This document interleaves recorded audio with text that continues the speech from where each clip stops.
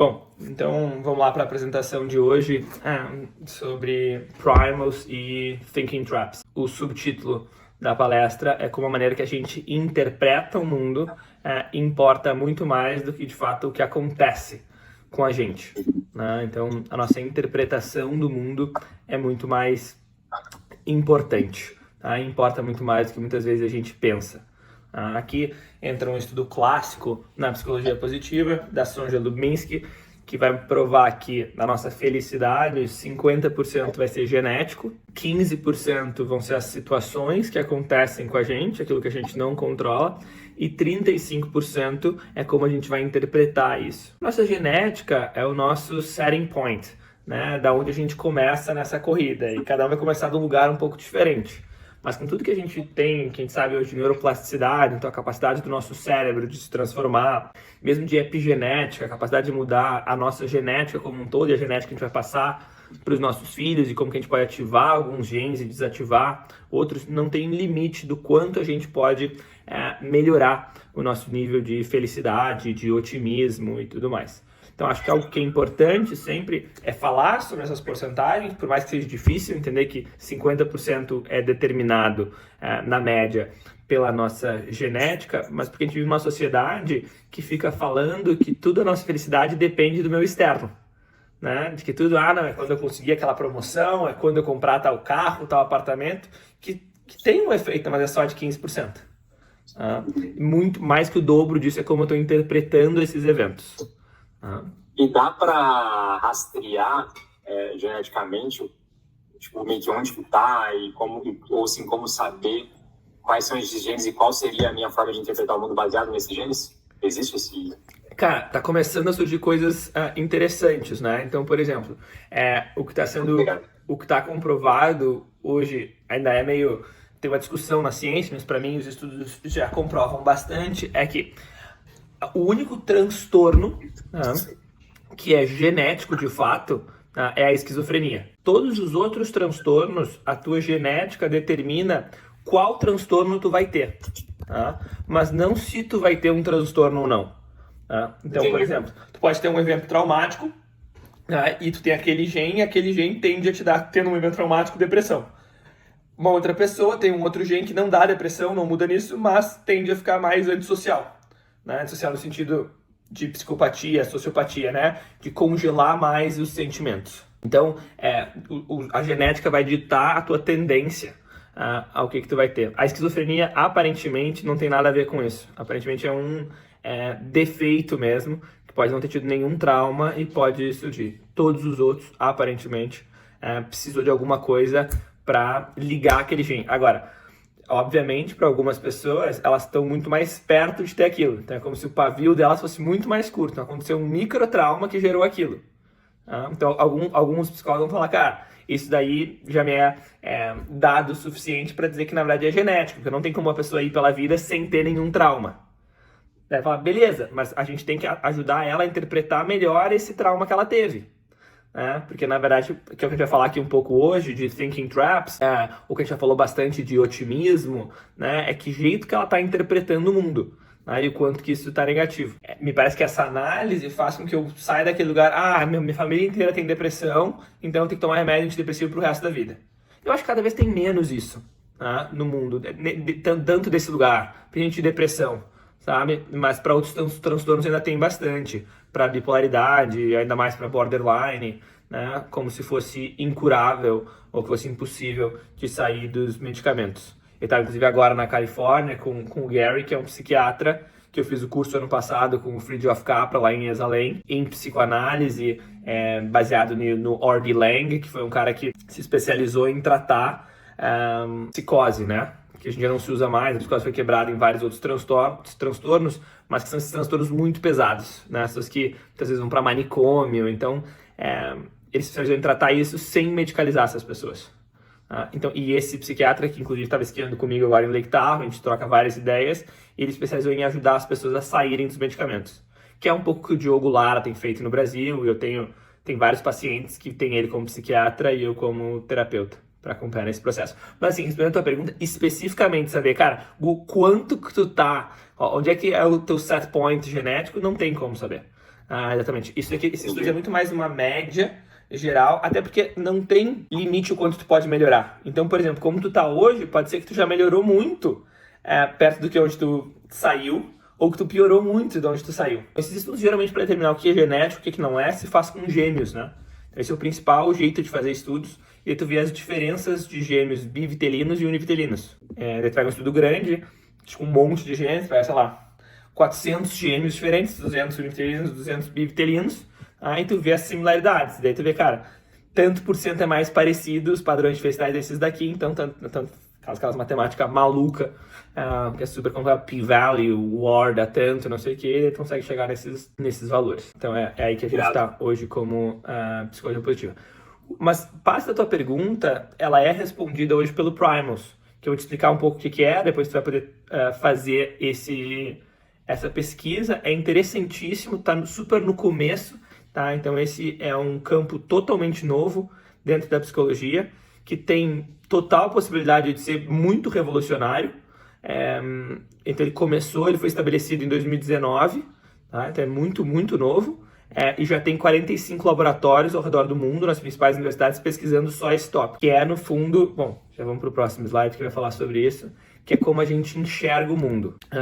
Então, Primals é a nossa maneira de ver o mundo. Então, é como se fossem lentes diferentes que a gente usa para tapar quando tem algum gap ali, algum buraco de interpretação, né? Onde tem uma ambiguidade, onde não está tão claro. Então, por exemplo, se a gente acha que o mundo é um lugar ruim, a gente vai, se tem uma ação que foi nem boa nem ruim, a gente vai usar aquilo, que vai entrar depois no confirmation bias, né? A gente vai ficar sempre buscando coisas para confirmar o nosso viés que a gente já tem. Então, se a gente acha que o mundo é ruim, tá vendo? Tá vendo? Tem esse trânsito do caralho, é uma merda tá vivo, uma merda trabalhar. Então, quando tem esse gap, a gente completa com essa nossa maneira, com essa lente. Então, acho que o exemplo que o Jerry Clifton, que é o cara que descobriu o Primals, que estudava debaixo do Morten Seligman, ele ainda está aqui na PEN, agora levantou $4 milhões para fazer mais pesquisas. Ele era um estudante de PhD embaixo do Morten Seligman. O exemplo que ele traz é como se fosse óculos, né? Onde cada um dos nossos Primals, são 26 Primals, se eu não me engano, é como se fosse uma lente que a gente coloca. Primals é um acrônimo de alguma coisa? Ou não, é uma palavra por si só? Primals é uma palavra por si só. Seria tipo o primeiro jeito que a gente enxerga, sabe? Essa visão primária de enxergar o mundo. Primal World Beliefs é tipo que é quase que pré-histórico, que tá lá tão no fundo da gente. Você vê que a aula de hoje vai ter várias coisas que vão ficando mais claras. Mas então, esses gaps que acontecem, teve um cara chamado Daniel Kahneman que escreveu o Pensando Rápido e Devagar, que é um best-seller. Ele foi o único psicólogo na história que ganhou o prêmio Nobel, justamente porque ele descobriu e descreve muito bem no livro dele, que é a base de Behavioral Economics. Behavioral Economics, no fundo, só prova o quanto que a gente não é tão racional quanto a gente acha que a gente é. Que tem vários vieses que a gente tem. A gente vai entrar em alguns deles aqui hoje. Mas uma das divisões que o Kahneman faz é entre Sistema 1 e Sistema 2, onde o Sistema 1 é o nosso modo automático de pensar. Então a gente vai pensando desse jeito normalmente, e é um modo muito mais rápido. E ele é um modo não racional. E a gente faz isso porque a gente tem que poupar energia. Eu não posso cada vez que eu tomar água, eu pensar se eu gosto de água. Eu já tenho uma crença que água é bom, pronto. Eu não fico interpretando o gosto da água cada vez e tudo mais. Por um lado, isso é ótimo, senão eu ia perder muito tempo na minha vida. Só que me parece, e eu tenho certeza que tu vai concordar, que a gente faz isso em demasia. E muitas vezes para situações que são importantes. Que valeria a pena me perguntar, será que eu gosto de tomar isso daqui? De comer isso? Será que isso segue sendo importante? Que é esse processo de racionalizar. Então o sistema 2 é o nosso lugar mais racional, que é, na verdade, eu diria, o que nos diferencia como espécie. Porque o sistema 1, que é só reagir, todos os animais têm, que eles não têm esse sistema 2, que é essa capacidade de usar a razão, os pensamentos que o Steven Pinker falaria que são do novo iluminismo. Razão, humanismo, ciência. Então, quando a gente tem uma visão de mundo positiva, então um positive primal clássico, o principal é o mundo é um lugar bom, e o principal contra é o mundo é um lugar ruim. Quando a gente tem um primal positivo, a gente consegue viver muito melhor. E uma coisa interessante, a gente é mais feliz, a gente é mais otimista, tudo funciona muito melhor. É muito interessante porque o Jer fez uma pesquisa para ver como é que os pais ensinavam os filhos. E muitos pais, alguns deles mostravam 94% dos pais achavam que era problemático ensinar muitos primals positivos para os filhos. Porque eles acham que tem que ensinar, não, o mundo é um lugar perigoso, tu tem que se cuidar, tu tem que fazer isso, que senão, sabe, vão te roubar, vão te passar para trás. O que é uma bobagem. Eu pensei assim, não sei você. A maioria das pessoas, eu não acho que meus pais foram tão mal nessa. Eu não acho que eles me botaram tanto medo assim. Acho que várias coisas eles me deixaram tocar do meu jeito. Eu acho que muito mais eu aprendi pelos medos que eles tinham. Não que eles tiveram uma vontade de me colocar os medos, mas é que eles tinham alguns primals negativos que naturalmente passaram para mim. Mas tem muitos pais que ativamente passam medo para os filhos. De maneira ativa, eles acham importante passar medo de que vai faltar dinheiro, medo disso, que o mundo é um lugar ruim, que o mundo é um lugar competitivo. E, cara, os estudos são muito claros em demonstrar que, cara, isso é extremamente negativo. Em 297 estudos de 297, então em todos os estudos, ter primals muito positivos era melhor do que ter primals moderadamente positivos. Porque uma das teorias era que, cara, na verdade é melhor tu ter um pouco positivo e não muito, porque se tu tiver muito, tu vai estar em wishful thinking, tu vai estar, sabe, achando que tudo vai se realizar. Basicamente. Tu vai estar no mundo da lua, tu vai ser enganado mais facilmente, tu não vai estar preparado para a vida como ela é, para a dureza. Falando isso, meu pai fez um pouco isso comigo. O meu pai, eu era muito sensível, eu chorava muito, e meu pai às vezes era mais duro comigo do que precisava, eu chorava mais ainda, e ele falava, não, eu tenho que ser do tipo que eu tenho que entender que o mundo é assim, o mundo é duro.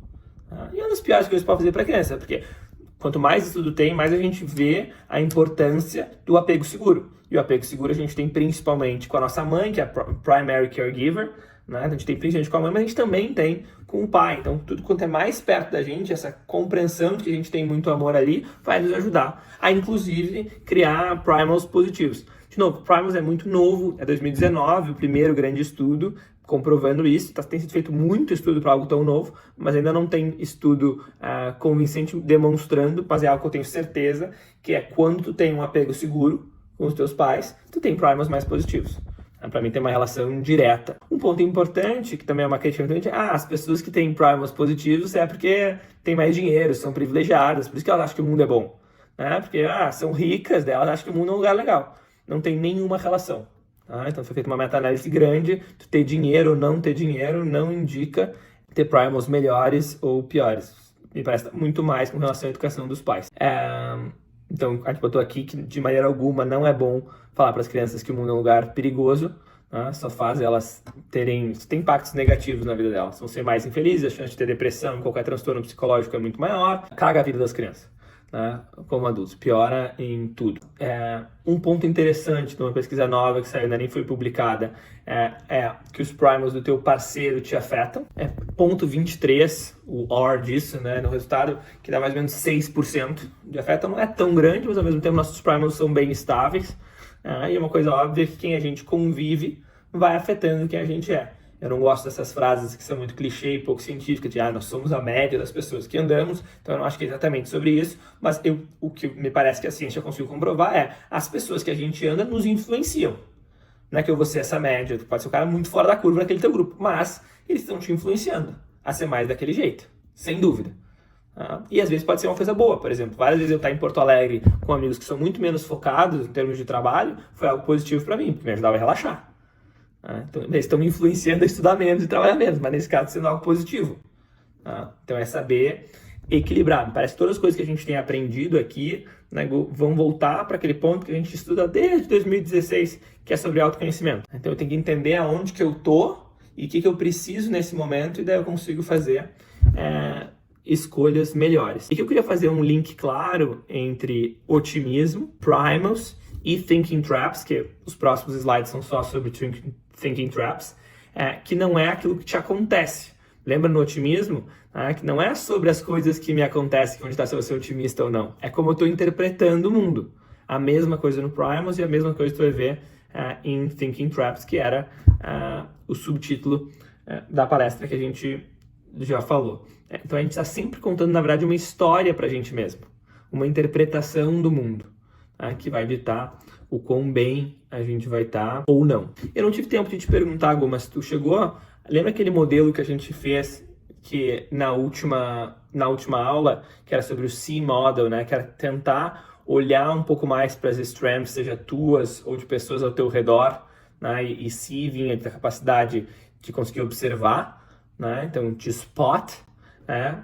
O E vinha de explain, para ti mesmo, tá? Tô percebendo aqui como eu tô curioso e como isso é positivo, né? E de appreciate, né? Tu conseguir contemplar. Tu conseguiu fazer um pouco isso? Isso ficou na tua cabeça de alguma maneira? Me conta só um pouco como foi isso. Cara, ficou bem no começo. Acho que, assim, logo nos próximos dias, assim, depois que a gente conversou, confesso que depois, né, poucas coisas da vida, eu acabei... isso não estava tão presente, assim, na minha mente, então, obviamente, foi diminuindo aos poucos. Mas Sim. Acho que foi muito mais fácil ver nos outros, né, identificar nos outros, analisar e tal, e ver de onde vem e tal, do que de mim mesmo, né? Então, eu senti mais facilidade em fazer com o outro do que comigo mesmo. Parece que essa é uma tendência que a gente tem, o que eu diria principalmente as pessoas que buscam desenvolvimento pessoal, que buscam terapia têm, né? Que são pessoas que são muito boas e tendem a ser muito melhores com os outros do que elas são consigo mesmas, né? Que com certeza é teu caso. É isso, e realmente é mais fácil de perceber nos outros, e foi por isso que eu mudei um pouco essa atividade para tentar te incentivar a perceber nos outros, mas também perceber em ti mesmo. Então acho que são atividades que tu pode continuar fazendo. Aqui a gente vai entrar um pouco sobre thinking traps. Então o que são thinking traps? Né? Então essas armadilhas dos pensamentos. Muito diferente do que a gente falou até agora, né? Então a gente cobriu na primeira aula o otimismo, na segunda aula a gente cobriu as forças de caráter. No comecinho da aula de hoje a gente cobriu primals, que tu vai fazer o teste, vai descobrir um pouco mais sobre eles. Então eu não coloquei aqui os 26 primals, porque ocupar muito espaço nos slides, e também porque eu sei que tu vai fazer, e já imagino que já teria feito, mas vai fazer depois, vai ver eles todos ali, vai ficar um pouco mais claro. Mas em todos esses três que a gente está falando aqui, a metodologia é muito clara. São três coisas muito científicas. Então, o otimismo foi desenvolvido pelo Martin Seligman, já foi replicado, então tem um jeito de medir, tem tudo, é muito científico. Character strengths, né, força de caráter, ainda mais. E primals também. O Jack Clifton é um gênio da computação e matemático, assim, incrível. Com certeza, talvez seja a melhor coisa que eu já vi dentro da psicologia em termos matemáticos e científicos, é primal. Thinking Traps é muito diferente. Thinking Traps é um grande guarda-chuva que inclui muitas maneiras, muitos pensadores diferentes, e é um jeito de explicar para as pessoas, para os pacientes, para treinamento, para empresas, em colégio, para as crianças, sobre quais são essas armadilhas do nosso pensamento, que a gente tem que cuidar, que se a gente não cuida, a gente fica pensando desse jeito e fica se sentindo pior. Então, lembrando um pouco da história da psicologia, a gente primeiro teve Freud e todos os psicanalistas com uma ideia de que as emoções causavam os meus pensamentos. A psicologia cognitiva, que é uma ideia que se chama de bottom-up, então vem de baixo, vem das emoções e sobe para os meus pensamentos. A psicologia cognitiva comportamental trouxe um outro modelo de pensar, que é exatamente o oposto, que é, na verdade, os meus pensamentos que afetam as minhas emoções. Me parece que a gente tem evidência suficiente hoje para perceber que os dois são verdade. Se eu mudar o jeito de uma pessoa pensar, eu mudo como ela se sente. Se eu mudar como ela se sente, eu mudo o jeito dela de pensar. Então, um retroalimenta o outro. Então, os dois jeitos funcionam. O que acontece é que a metodologia cognitiva ela é mais rápida e mais fácil de eu conseguir mensurar ela. Então, Thinking Traps é a tradução de muito da psicologia cognitiva comportamental para as pessoas no geral, para a gente ensinar. E a gente ensina paciente, a gente ensina em aulas como essa daqui, em escolas. Tá claro até aqui? Faz sentido, né? Tá bom. Então, assim, quem são os principais pensadores que os Thinking Traps saem dali?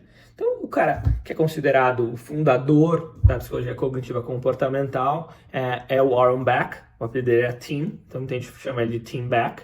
Então, ele é o pai da psicologia cognitiva comportamental, da psicologia cognitiva. Comportamental tinha Skinner e outras pessoas, mas a cognitiva de entender a importância dos pensamentos e se deu conta de erros de lógica que as pessoas faziam. Então, quando eu estou me sentindo mal, eu cometo alguns erros de lógica que não fazem sentido. Eu virei café aqui, eu sou um desastre como pessoa. Tem um erro de lógica aqui, né? Não tá fazendo isso, mas um cara inteligente, tá fazendo mestrado na UPenn, cara. Não faz sentido isso, se ele apresentar, né? Não faz sentido nenhum. O que tá acontecendo aqui? Então, ele se deu conta disso. Para mim, o principal, cara, o cara que mais contribuiu, na verdade, para construção da psicologia cognitiva foi o Albert Ellis, que ele se deu conta dessas irrational assumptions, esse jeito irracional que a gente tem de chegar a algumas conclusões. A gente assume algumas coisas. As pessoas sentem o seguinte: eu virei café, por isso eu tô puto. O Albert Ellis vai falar o seguinte: cara, não é bem assim. Ele vai falar assim: o café não faz tu ficar puto. Tu virou café, daí tu acha que tu é um idiota porque tu virou café. E daí tu tá puto. Então tu tá puto porque eu virar café faz tu concluir que tu é um idiota. E daí é óbvio que tu tá puto por ser um idiota. Porque daí é um negócio muito maior do que ter virado a porra do café. Porque virar café, foda-se virar o café. Então ele se deu conta disso. Então é o pai da Rational Emotional Behavioral Therapy. Muito interessante porque eles fizeram lá atrás uma competição entre os 3 principais psicólogos do mundo na época. Pegaram a mesma paciente, que hoje seria algo proibido.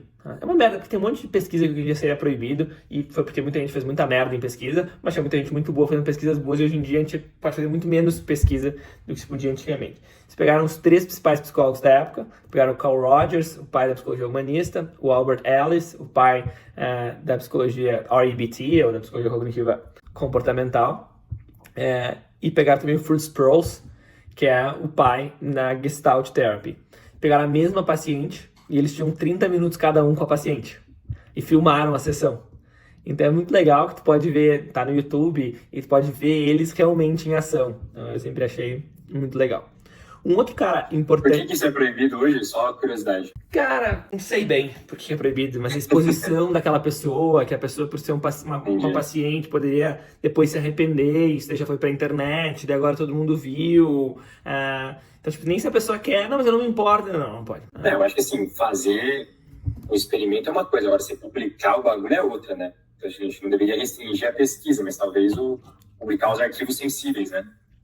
Nesse caso, provavelmente essa pesquisa poderia ser feita, com certeza, para ver quais que tinham efeitos maiores, e são feitas muitas vezes pesquisas, só que tu não pega os principais, tu não vai botar o Morgan Seligman para atuar, porque, cara, tomaria muito tempo dele, mas tu põe vários psicólogos positivos, tu põe vários cognitivos comportamentais, e tu faz uma comparação de todos esses grupos para ver o que é mais efetivo, tu faz mais assim, quantitativo hoje em dia.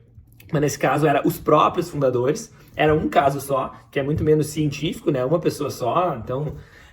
mas estava gravado, então tinha essa possibilidade de todo mundo ver. Porque, por exemplo, eu nunca vi uma sessão no Morgan Seligman. Então tem todo o benefício de tu ver a pessoa em ação. Entender, por mais que tu lê os livros e tal, mas é diferente, né? Ele em ação. Tem o David Burns, que é um cara que deveria estudar mais. Estudei muito pouco o David Burns, o Diogo Lara é um fã dele. Ele está em Stanford, ainda atua. Mas, de novo, a mesma ideia que viu esses pensamentos distorcidos, e o Morgan Seligman, que se deu conta de que, na verdade, a gente interpreta e a gente cria esse pessimismo, a gente fica, seja learn helplessness ou hopelessness, essa ideia de que, cara, nada que eu posso fazer muda o mundo, então foda-se, deve criando um sentido de depressão profunda, mas é verdade, né? Então, esse sentido depressivo de que eu não vejo sentido no mundo, não tem por que eu me esforçar. Na verdade, é algo que os existencialistas, os filósofos existencialistas vão tentar responder isso, né? De ajudar a criar sentido para a vida.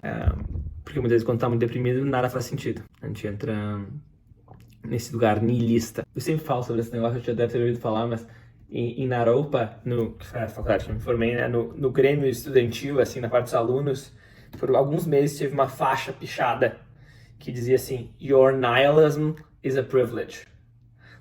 Então, porque o niilismo é não acreditar em nada, e a ideia da faixa, ela falou assim, cara, quem tá passando fome não é nihilista, entendeu? Ele tá indo atrás de conseguir comer, de resolver as coisas, que tu tá sentado aqui, eu sou um estudante universitário, um professor, que nada faz sentido no mundo, não sei o que, cara, você tá sentado num monte de privilégio para poder sentir isso.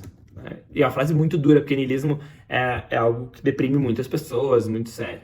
Anyway, voltando aqui para esse modelo de Thinking Traps. Então, só queria mostrar que Thinking Traps é menos científico. Ele sai desse monte... É uma explicação, um jeito mais simples. Então, não tem assim, que nem os primals, tem 26 primals. Thinking Traps tem números absurdos. né?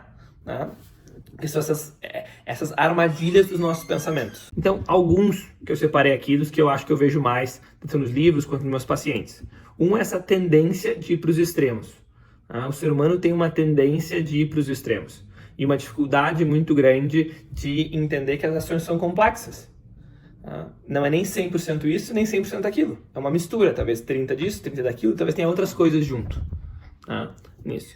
O outro que é parecido com esse é ou é só eu ou é só eles. Eu não consegui, eu fui demitido. É porque eu sou um merda. Eu fui demitido porque a minha empresa é uma bosta. A empresa é filha da puta, o meu chefe é um bosta.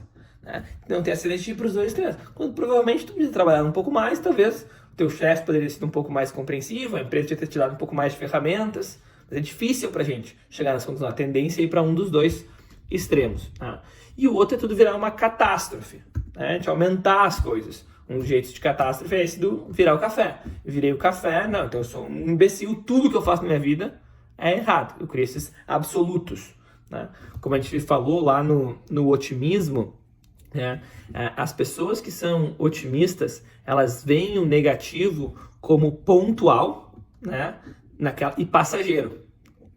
Enquanto que as pessoas que são pessimistas veem o negativo como generalizado, atingindo tudo e permanente. E daí eu tenho a impressão que algo que fortalece esses perigos dessa forma de pensar, esses riscos de pensar dessa maneira negativa, essas falhas de pensamento, que nos causam uma rigidez, nos thinking traps nos causam uma rigidez de padrão na nossa maneira de pensar e faz a gente sofrer de maneira desproporcional. Se eu virei café na minha roupa inteira, não é normal eu ficar um pouquinho chateado.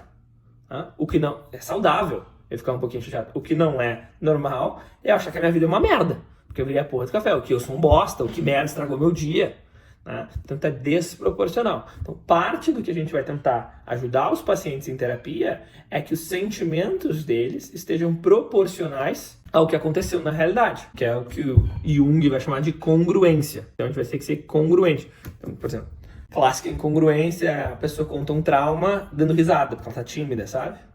Ela, então eu fui estuprada quando eu era menor. Muito incongruente, né? Não era pra rir. Claramente ela não tá conseguindo tocar naquele sentimento e agir de maneira adequada perante a isso. Então sempre que tem uma incongruência ali, e seja para extremos, né? Qualquer extremo, cara. O objetivo da terapia é sair desses extremos. O paciente fala assim, não, porque eu tô muito feliz, não, porque eu adoro, agora eu tô emagrecendo, eu tô comendo salada todos os dias, eu amo salada é a melhor coisa que tem na minha vida. Tá errado, alguma coisa tá errada, temos que intervir aqui. Porque tá indo pro extremo. E a tendência é aquela, se eu vou pro extremo, depois eu vou pro outro extremo também. Porque tem uma hora, puta, foda-se a salada, quero comer um pote de sorvete e tomar no cu tudo. Então, alguns bias que a gente tem, alguns vieses que a gente tem que me parecem interessantes. É o viés da negatividade. Então, o nosso cérebro, ele funciona de um jeito que as coisas negativas chamam mais a nossa atenção do que as coisas positivas. Isso foi um instrumento de sobrevivência. Sou um animal, estou na floresta. O que é mais importante? Ficar dizendo, nossa, que planta linda, eu adoro essa flor rosa, nossa, não sei, ficar na natureza observando tudo, ou se eu escuto um barulho, vem um tigre, preciso correr, preciso me ligar. É óbvio que o barulho do tigre é mais importante. Só que fato é, quando a gente analisa animais, um animal que se gosta muito de analisar o veado, por algum motivo, porque ele é bem expressivo com o corpo, então, já deve ter visto as imagens, né? Quando o veado fica assim, né? É muito bom de estudar, e percebe. E daí quando ele vê, ele faz assim, ele vê que é um coelho saindo dali. Aí ele se mexe por inteiro para tirar aquele estresse e continua a vida normal, sem estresse nenhum. O que faz mal não é o estresse. O estresse faz parte da vida e é um mecanismo saudável. O que faz mal é o estresse contínuo.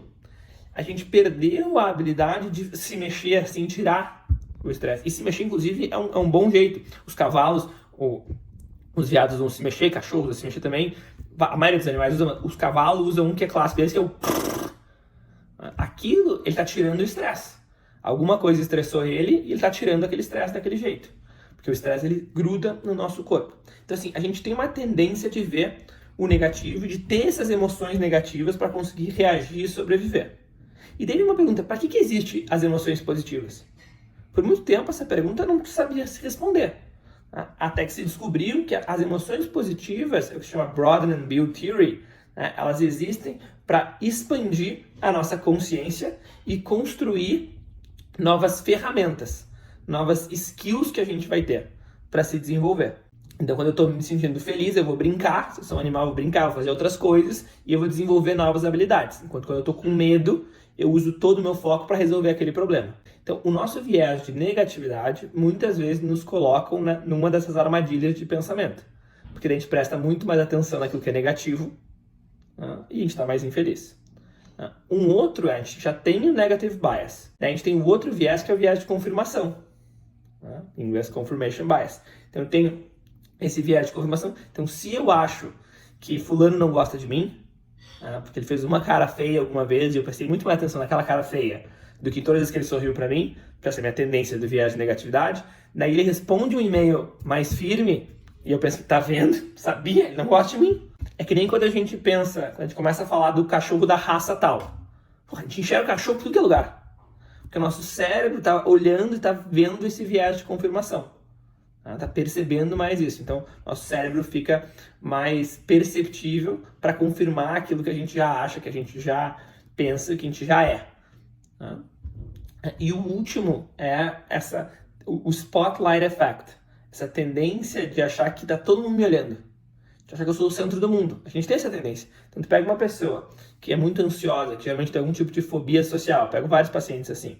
Tem dificuldade de estar numa festa, de chegar numa guria, tem dificuldade de interagir, muito tímido, né? Mas num nível muito alto. Né? Essa pessoa, ela tá achando que na festa, ela fala, não, tô na festa, não sei onde botar minha mão, não sei o que fazer com a minha mão. Ela acha que tá alguém olhando pra mão dela. Fala, cara, não tem ninguém olhando pra porra da tua mão, velho, tu não tem mais coisa pra fazer na vida. Ninguém tá olhando pra tua mão. Olha, aquele lá aí tá botando a mão num lugar estranho, hein? Tá botando a mão no bolso, aquele lá tá inseguro. Ninguém tá pensando isso. Porque cada um tá com a sua vida. Só que a gente fica em demasia focado na gente, percebendo todas as nossas falhas, porque a gente tem esse viés negativo, esse viés de confirmação e esse viés de que a gente é o centro do mundo. Então, a gente percebe como esses três vieses, eles entram num ciclo da negatividade. Que essa é o nosso natural. O nosso natural é isso. Principalmente no mundo de hoje maluco. Que a gente perdeu várias coisas. Estar na natureza também é o nosso natural, que nos tira dessa loucura. Porque a natureza nos acalma, o barulho da natureza... fazer exercício físico nos acalma, tem várias coisas que a gente perdeu. Mas só no nosso lado cognitivo, esse é o padrão. E a gente tem que mudar isso e estar atento. Ao mesmo tempo que tem várias armadilhas de pensamento, também tem vários fatores protetivos. Eu separei alguns fatores protetivos para a gente conversar aqui. Então, um deles é a genética. Então, algumas pessoas têm, de fato, menos chance de ter aquele problema, vamos pensar daquele jeito por uma questão genética. Um outro são as relações, então o que a gente já sabe é que ter boas relações é o que mais prevê tanto felicidade quanto longevidade. Otimismo, usar as forças de caráter, como a gente já falou aqui, tua saúde no geral, aí a gente está falando principalmente do quão bem que está dormindo, se tu está bem alimentado e o teu sistema imune está mais alto. Então, principalmente esses três. Inteligência emocional no geral, a capacidade de entender por que tu está sentindo o que tu está sentindo, de nomear esses pensamentos e fazer terapia ou não. De novo, tem muitos outros fatores protetivos, são só alguns que eu coloquei aqui por eu achar que eram os que faziam mais sentido. E tem várias coisas que são gatilhos para eu estar sentindo esses thinking traps. São vários, a gente falou só de alguns aqui, né? Mas de ir para os extremos, de achar que é tudo culpa minha, de achar que é tudo culpa dos outros, de estar num pensamento muito negativo e que não é racional e que é desproporcional. Então, eles são sempre, qualquer dessas armadilhas de pensamento, elas estão baixando o meu nível de bem-estar e felicidade e elas são irracionais e desproporcionais para serem consideradas armadilhas de pensamento. Então, alguns gatilhos são situações ambíguas, que daí conecta muito bem com Primals. Quando tem uma ambiguidade, eu vou usar as minhas maneiras de pensar já para completar aquilo. Então, eu vou usar minha negativity bias, meu confirmation bias para completar. Então, é muito bom sempre eu perguntar para a pessoa, não ficou claro isso daqui, me pareceu que tu quis dizer isso, foi isso mesmo, sempre para confirmar, é muito importante. Quando a gente põe pressão de tempo, então, eu falo, cara, eu preciso disso para ontem, eu preciso agora, e maneiras de pensar, e maneiras de falar, seja consigo mesmo, seja uma organização que tem maneira de falar que é tudo para ontem, isso aumenta o meu nível de estresse e aumenta a possibilidade de eu entrar nessas armadilhas mentais. E o último é quando eu me sinto esgotado, como eu estou me sentindo um pouco agora. Né? Então, quando a gente está se sentindo esgotado, cansado, que o nosso sistema imune está mais baixo, a chance de eu entrar em padrões negativos é muito maior. Então, por exemplo de hoje, né? Estou muito cansado, acho que não estava gravando ainda, te expliquei isso no começo, cara, porque estou curtindo muito a vida, estudando pra caralho, trabalhando pra caralho, estou dormindo menos, faz, sei lá, menos que eu deveria um bom tempo, umas 2 semanas e meia, talvez. Tá? Então, assim, começou a pagar o preço agora. Desde ontem eu tô sentindo que eu tô com menos energia durante o dia, tá foda, né? Consegui fazer as coisas menos motivado, começa a ter um pouco de mais lentidão mental, né? De brain fogness, né? Pra estar fazendo as coisas, não tá tão rápido, tão sharp. E eu tenho que usar toda a minha psicologia positiva comigo mesmo, de entender que é por causa desses gatilhos físicos que fazem eu estar me sentindo desse jeito. Tá? Então, que já conecta com esse ponto, que é de fazer esse self-assessment, de olhar para dentro de mim, tá? E me perguntar quais são os gatilhos que aconteceram, tá? Que pode estar acontecendo. Então, se eu não estou dormindo, às vezes eu estou com fome. Tem gente que com fome fica muito mais mal-humorado, por exemplo. E é só fome. Tá?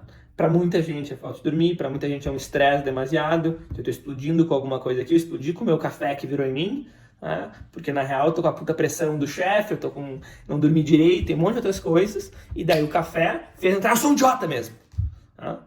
Mas é um monte de outras coisas. Pô, tu não tá dormindo, teu chefe tá na tua pressão, tá com medo de perder o emprego, tem várias outras coisas que estão aumentando essa tensão. Então, assim como eu tenho que fazer esse diagnóstico interno do que eu estou sentindo, tem uma teoria muito importante dentro da psicologia, que é que nada é por acaso. Então, do mesmo jeito que isso daqui foi causado por esse gatilho, tá? Se tá me incomodando, é porque tem alguma coisa ali que tá me incomodando. Isso, por exemplo, provavelmente se hoje, em vez de eu ter ficado fazendo esse trabalho, esse projeto para facu e que, porra, exige eu ficar entrando no PubMed, Google Scholar, e que é muito mais maçante, se eu tivesse atendido o paciente, que é algo para mim muito mais leve, eu provavelmente estaria mais de boa e menos cansado do que eu tô. Então, assim, as coisas coexistem. Né? Então, de novo, na hora de entender quais são essas armadilhas que eu tô entrando, eu tenho que entender que talvez tiveram algumas coisas físicas, alguns gatilhos que causaram isso, seja a pressão que o meu chefe colocou, mas tem coisas que são minhas também aqui. Se eu gosto desse emprego mesmo ou não, como que eu tô comigo mesmo e vários outros pontos. Tá? É sempre uma combinação de fatores. Tá? Aqui, se tu ver essa árvore aqui, tá? Eu coloquei porque me parece que ela é uma base importantíssima, tá? Para todo esse conceito. Aqui nas raízes, tá? Vai estar tanto os esquemas, que deve ter falado a psicologia dos esquemas, as nossas crenças raízes, e os nossos primals, o jeito que a gente interpreta o mundo. Então, são as coisas mais profundas dentro da gente. O nosso tronco é as nossas crenças condicionais, que é, por exemplo, se isso acontecer, eu sou isso, que vem dessas coisas mais profundas. Então, por exemplo, posso ter, se eu virar café em mim, estou usando sempre o mesmo exemplo para ficar mais fácil, né? Se eu viro café em mim, então eu sou um idiota. Por quê? Já vem de um esquema que eu tenho que me provar o tempo inteiro. Que eu tenho que ir para um nível de perfeição, senão eu não tenho valor. Eu não mereço o amor se eu não for perfeito. Então cria esse tipo de pensamento e sentimento condicional, de crença condicional. E essas crenças condicionais geram os meus pensamentos automáticos, que é o que eu vou interpretar o mundo, que é o meu sistema 1, que a gente estava falando no slide anterior, do Daniel Kahneman. Então, todas essas armadilhas, elas podem ser processadas por um processo de racionalização, que é a capacidade de tu se tornar o teu próprio terapeuta. Me parece que essa é a meta de todas as formas de terapia. É que tu cada vez mais consiga ser o teu próprio terapeuta, ou um outro jeito que eu gosto de falar é que tu se tratar como o teu melhor amigo. Na maioria das vezes a gente é um ótimo melhor amigo para os outros. Então, se nosso amigo vira café nele, fala, irmão, não tem problema, foi só café. O cara, não, mas eu sou um idiota. Capaz, cara, tu é um cara incrível, cheio de coisas boas, sabe? Fez isso semana passada, fez isso hoje, uma baita apresentação. Não, só café. Agora, se a gente vira o café na gente, aí a gente é um retardado, não sei o quê. Sendo que a gente jamais falaria isso pro nosso melhor amigo. Então, parte da terapia, desse desenvolvimento pessoal, é que eu consiga me tratar como eu trato meu melhor amigo.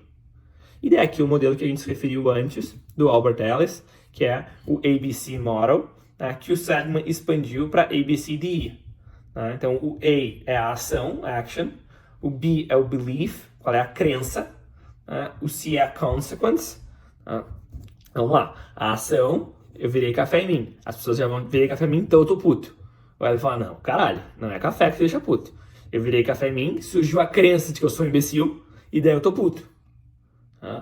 E daí o Seligman vai adicionar 2 pontos que, na verdade, o Albert Ellis já fazia nas sessões, tá? Mas o Seligman está tentando incentivar as pessoas a fazerem de maneira sozinhas, com papel e caneta, que é fazer um processo de disputation.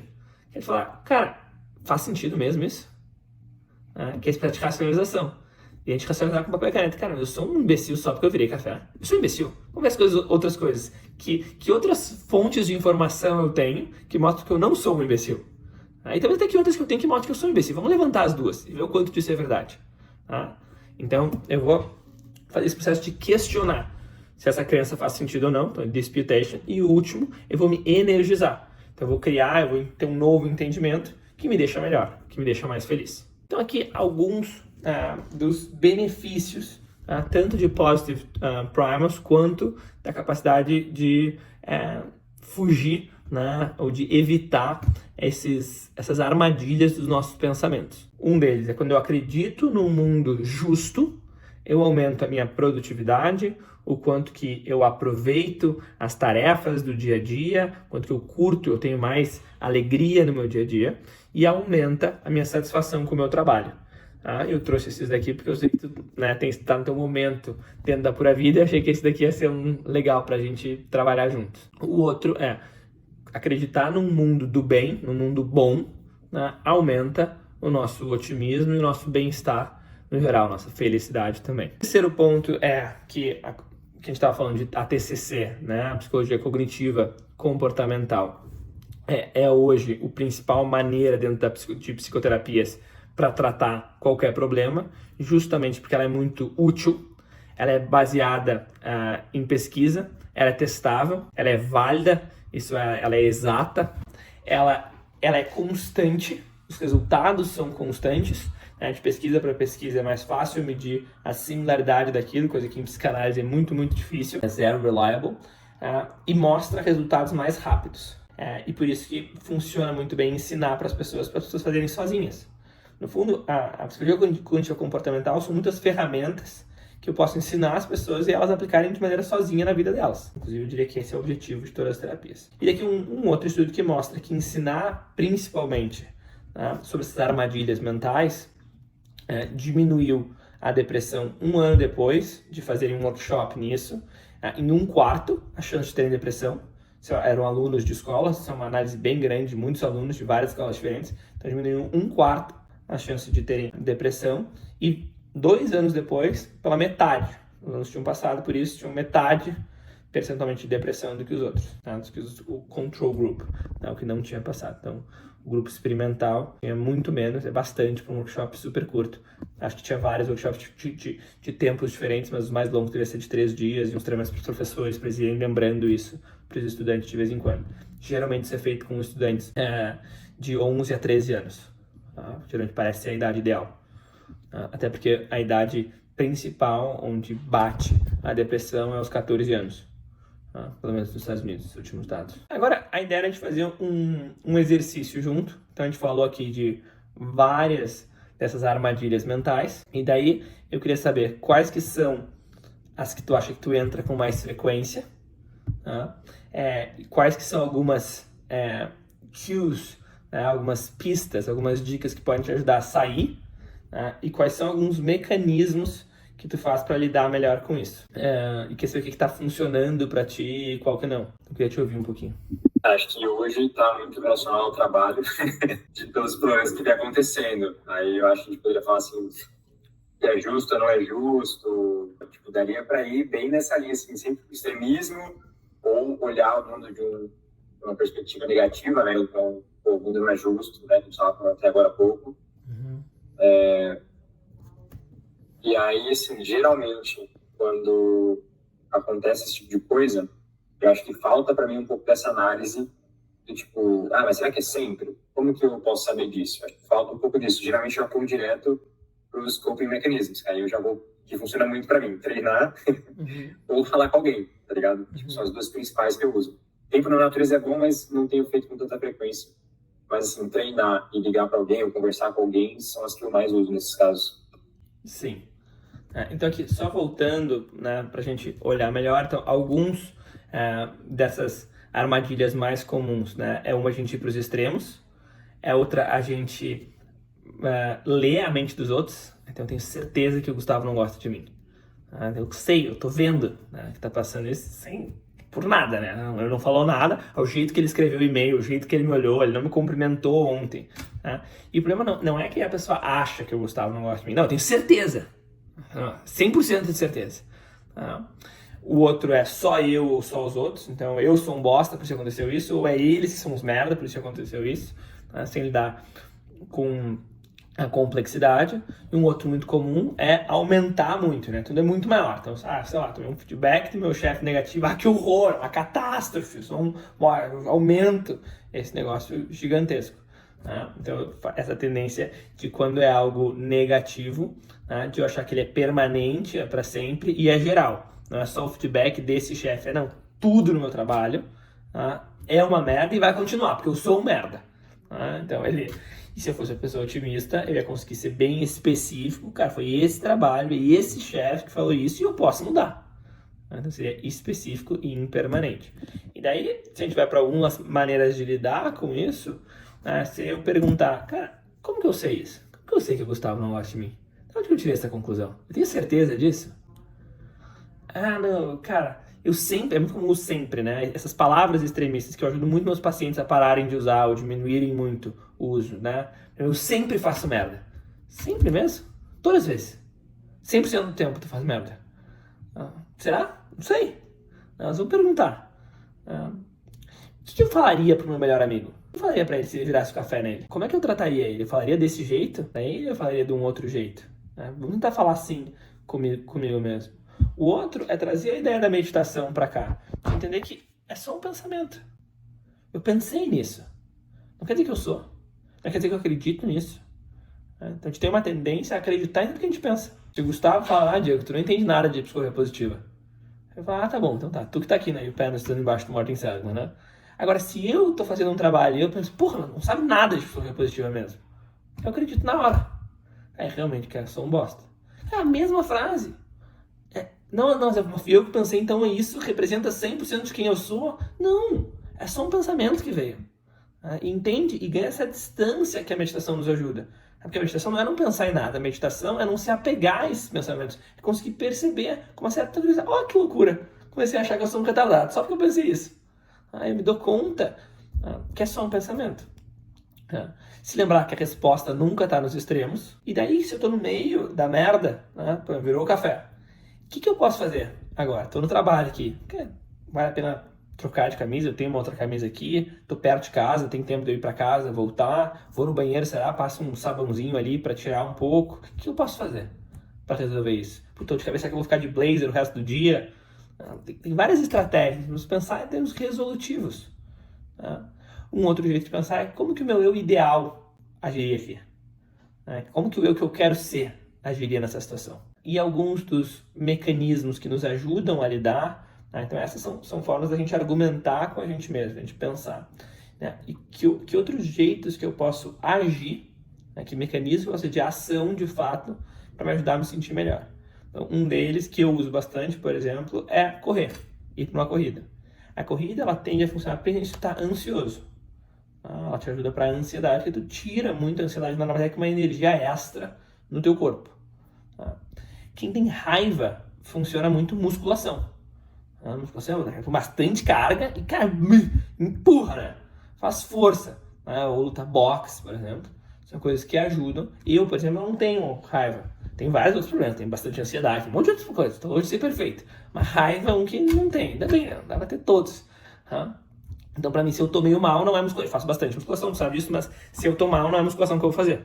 Porque não é o que mais vai me ajudar. Porque se eu tô mal, é porque eu tô ansioso. Uma outra é ligar para um amigo. E daí é importante saber que tipo de amigo eu quero ligar.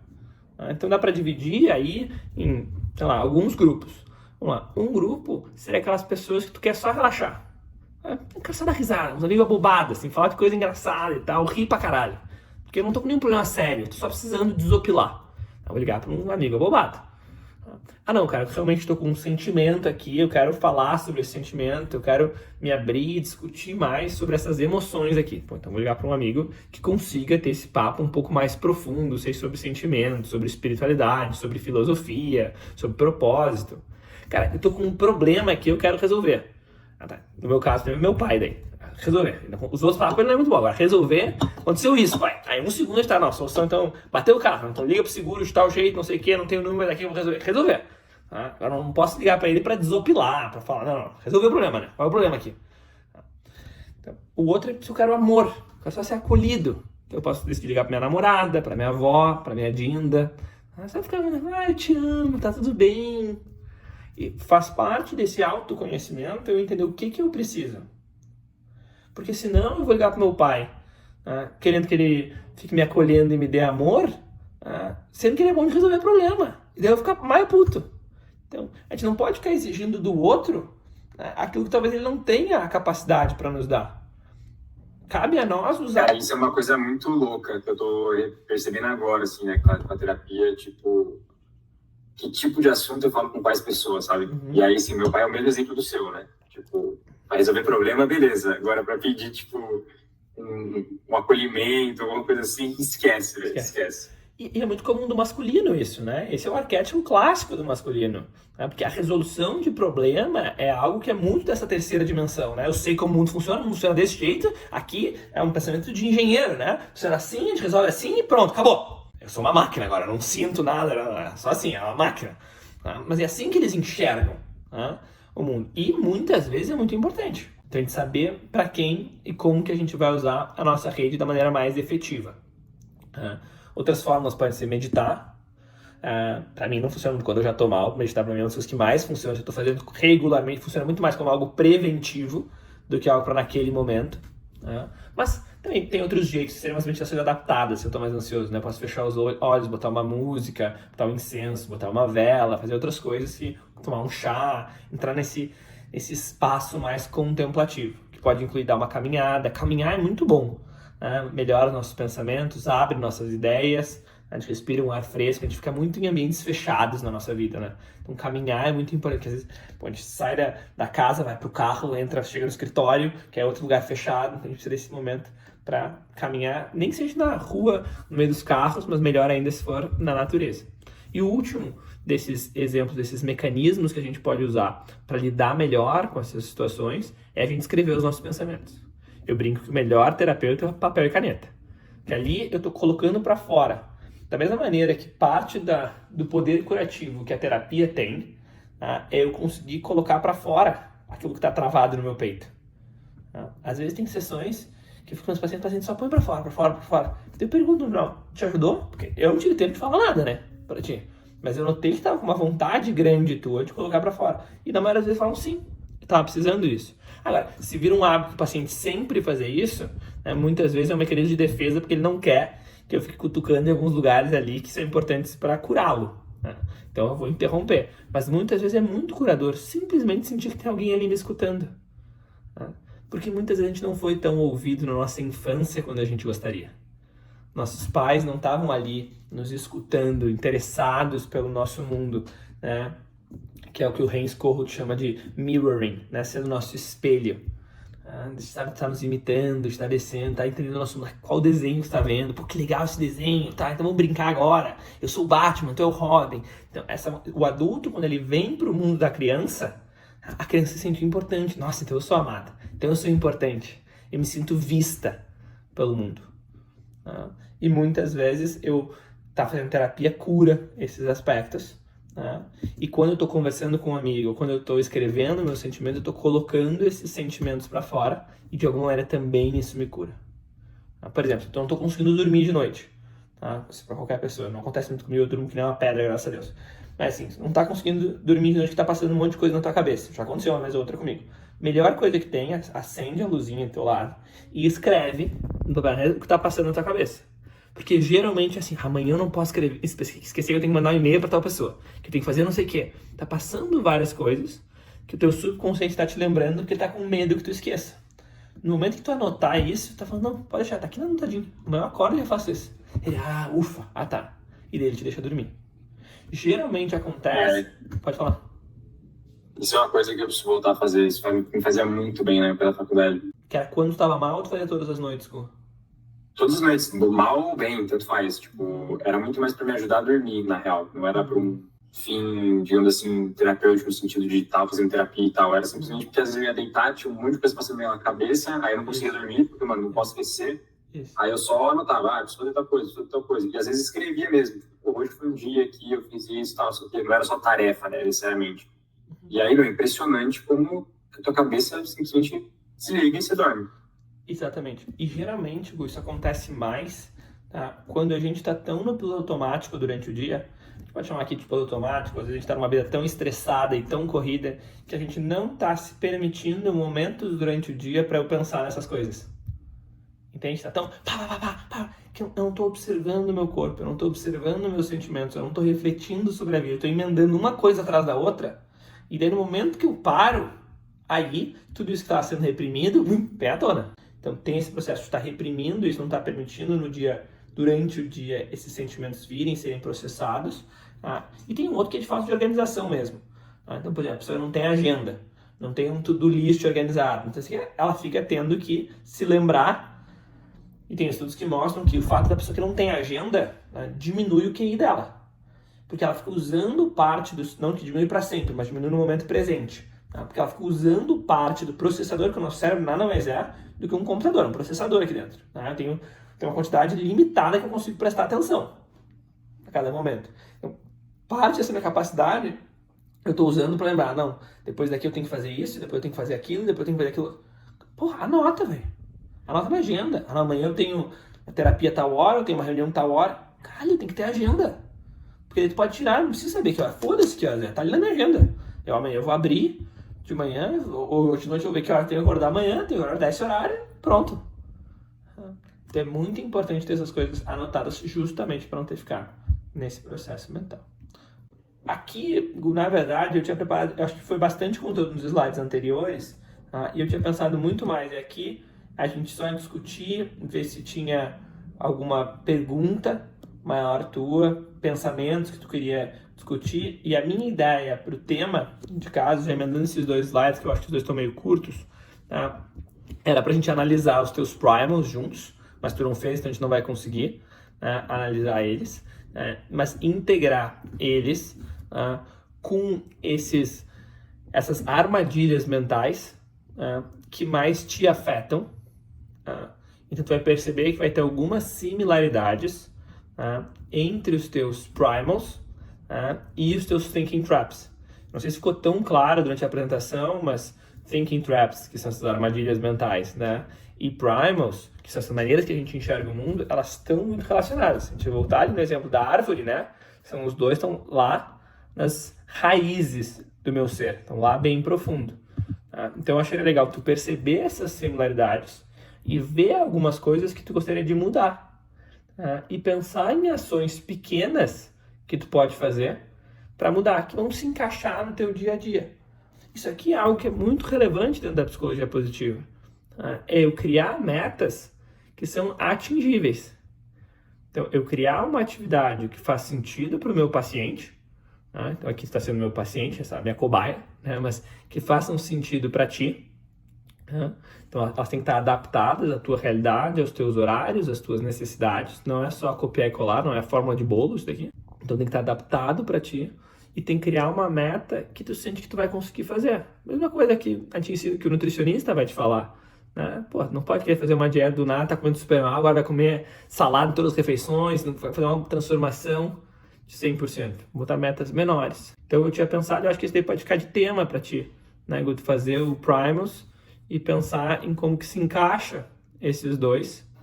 Eu posso te mandar essa apresentação de slides, se tu quiser ter. E daí na sessão que vem tu pode me contar como foi. Mas eu queria te ouvir um pouco como que foi isso, se ficou com alguma dúvida antes da gente finalizar. Beleza. Cara, sobre a tarefa, assim que eu fizer o Primals, eu já vou fazer essa tarefa de casa de analisar, integrar como é que, né, elas conversam com minhas thinking traps, como eu vou criar uma atividade para lidar com isso. Nem preciso esperar a próxima encontro, acho que eu posso ir te mandando até para estar fresco, né? Claro. Assim que eu fizer, eu já te mando, porque aí já tá fresquinho, eu já compartilho. Ótimo. E aí a gente pode falar com mais detalhe, lógico, na aula. Perfeito. Da aula de hoje, acho que à medida que foi surgindo dúvidas ou curiosidades, eu fui te perguntando, assim, até por isso que eu até te interrompi em alguns momentos ali, porque conforme você falando, já foi surgindo, falei, deixa eu aproveitar já e perguntar. Mas, de modo geral, foi muito louco, assim, eu tô lendo agora um livro sobre hábitos também, né? E tem muita coisa que é muito parecida, tipo o processo, né? E eu acabei de passar, na verdade, pelo capítulo que fala da cue, que aí leva a ação, que é a recompensa, não sei o que, então aí você vai indo, é muito parecido, e aí esse tipo de conteúdo me atrai, porque eu vejo muita relação com outras coisas que eu estudo, né? E acaba somando, né? Tipo, óbvio, às vezes parece meio distante, mas você começa a ver que a forma de analisar ou de perceber como é que é um hábito, às vezes é muito parecido, como a gente pensa nesse tipo de coisa, e aí você pode usar, talvez, algumas estratégias que você usa para, por exemplo, para isso, para ficar mais fácil de você perceber, você conseguir analisar, e aí você conseguir traçar um plano de ação. Então, tipo, muito boa, assim, muito boa aula, gostei bastante. Que bom, e acho que é isso, a gente, cada vez mais a gente vai percebendo, né, que o ser humano é um animal. Então, a gente tem que se colocar em situações e em ambientes que vão nos ajudar a agir como a gente quer agir. O Schoenmaker ficou famoso por profetizar, né? Falar, cara, a gente tem que facilitar o que a gente quer fazer e dificultar o que a gente não quer. Não chega a ser tão mind-blowing assim, né? Mas ele foi fazendo vários estudos e se dando conta. Cara, porra, não quer ter doce em casa? Quer comer menos doce, não tenha doce em casa. Você tem que descer lá no mercado, comprar, porra, doce. É mais fácil de controlar. Hoje, por exemplo, eu tava cansado, tinha que fazer um monte de coisa. Quando a gente tá cansado, a gente tem que procrastinar mais. Eu peguei o celular, dei pra minha namorada, falei, claro, esconde. Eu não quero ver. Eu trabalho um pouco no WhatsApp, então o WhatsApp eu tenho que entrar. Né? Então eu entro pelo computador, no WhatsApp. Agora não tem TikTok, não tem Instagram, não tem. Preciso ficar longe, que eu preciso fazer essas coisas. E não só porque eu não tinha tempo, mas é porque eu tava precisando usar toda a minha energia do lugar certo. E quando a gente tá mal, usar a rede social nos deixa mais mal ainda. Então, é eu entendendo esse autoconhecimento e colocando na prática as coisas para ir com quem que eu estou convivendo, eu estou treinando, não estou treinando, como eu estou me sentindo. Que é isso, eu entrando em espirais, que é o estudo da Barbara Fredrickson também, que é em upward spirals ou downward spirals. Que nada mais é do que os termos científicos para ciclos virtuosos ou ciclos viciosos. Então, entrando num que uma coisa negativa puxa a outra, que puxa a outra, que puxa a outra. Porque como a gente viu nos vieses ali, é muito fácil um viés ir puxando o outro e cada vez está pior. Eu tô mal, eu bebi hoje demais, amanhã eu acordei mal, eu já não fui me exercitar, e assim vai indo. Já que eu não fui me exercitar, fiquei com menos energia durante o dia, quando tá uma coisa puxando a outra. Então, a criação de hábitos tem muito esse lugar que é muito simples, mas não é nem um pouco fácil. Eu tenho que cuidar muito bem que ambiente que eu vou estar. E uma parte muito boa do livro que eu tô lendo agora, que pra mim hoje faz muito sentido, que o grande lance do hábito não é você definir um hábito para atingir um certo objetivo ou conseguir incluir tal coisa. O lance de você criar um hábito positivo, obviamente, é você se tornar uma pessoa melhor nesse processo. Então, tipo, você vai, sei lá, querer acordar cedo porque o objetivo principal, a princípio, é ser mais disposto, sei lá, ou ser mais produtivo de manhã. Na real, acordar cedo vai te tornar uma pessoa... É sempre tornar-se, né? Não é o objetivo da atividade. E aí, é muito louco, porque na época da faculdade eu meio que fazia pelos benefícios do momento ali, né? Fosse comer, fosse banho gelado, fosse o café bulletproof, era uma coisa muito... é por esse benefício. E aí eu vejo que, na verdade, eu me transformei numa pessoa que, tipo, vivia aquela parada, mas que se transformou por meio dos próprios hábitos. E aí deixou de ser o benefício da própria parada e, tipo, virou a minha verdade. Mano, é isso, eu sou uma pessoa melhor assim, tá ligado? Não é mais pelo benefício do rolê. E aí, tipo, isso tá fazendo muito sentido pra mim aqui agora. Eu já tô até querendo fazer post sobre isso. Acho que é muito... As coisas vão se conectando e é tudo sobre a jornada. Eu tô lendo um livro do Arthur Brooks, que hoje é um dos melhores, cara. Ele é professor de Harvard hoje, acho que ele tá no lugar do Tal Ben-Shahar. O Tal saiu, abriu o próprio mestrado dele. E acho que o Arthur Brooks ele não é um bom pesquisador, eu nunca vi nada publicado dele. Mas ele, cara, é um grande professor de explicar, e escreve no New York Times, escreve um monte de grandes jornais. explica muito bem os estudos, ele tem jeitos de criar analogias que são muito simples, de explicar estudos um pouco mais complexos, que é uma habilidade muito importante, né? E ele falou assim, cara, é impossível ser feliz. É impossível. Eu tenho essa frase que é o professor especialista em felicidade, né? É impossível ser feliz. Mas não tem limite pro quanto tu pode ser mais feliz. Então, esse sentimento, essa ideia criada na sociedade, que existe um momento que sou feliz, é uma ilusão, isso não existe, é impossível chegar nesse estado. Quanto mais tu acredita nisso, mais infeliz tu vai ser. Agora, quando tu entende que, e eu tô falando isso porque se conecta essa ideia de jornada, né? Quando, cara, eu posso ser mais feliz do que eu sou. Se eu cultivar hábitos melhores, eu vou estar melhor. Eu vou ter mais energia, eu vou estar mais feliz. Não é que eu vou ser feliz, estar feliz o tempo inteiro, mas eu vou estar melhor do que eu estou. E existe algo inato dentro da gente que é essa vontade de estar sempre melhorando. Então acho que é bem interessante. Bom, que bom, Gu, que fez sentido a aula pra ti, que teve alguns conteúdos bacanas.